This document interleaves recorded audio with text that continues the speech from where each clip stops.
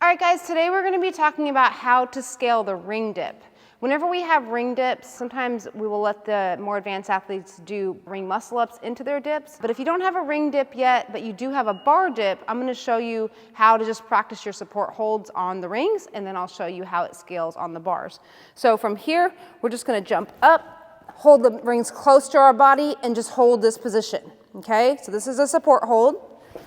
Now, if you don't have a bar dip yet, then we would suggest that you don't even move over to the rings yet. So we want to make sure we're getting these first.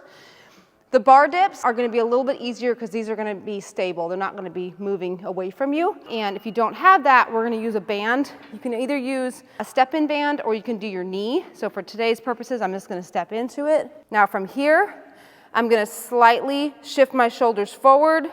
Elbows go back. The shoulder goes slightly below the elbow. And then you press back out, okay? What we don't want to see is the elbows drive out this direction. We want the elbows to direct back, the shoulder finishes below the elbow, and you come right back out.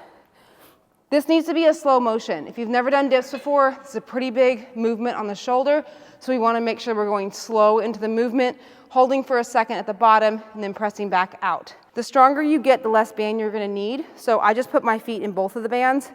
You might be able to get to the point where you're just putting your feet in one of the bands. That's fine. And if you're just beginning and you don't have a dip at all you're going to work on is your support holds. You're just going to hop up and hold. If you don't have that quite yet, you can do 1 foot. Just pull 1 foot off and use your toe to support. Eventually you can get both feet off. Rest for a second. Press back out.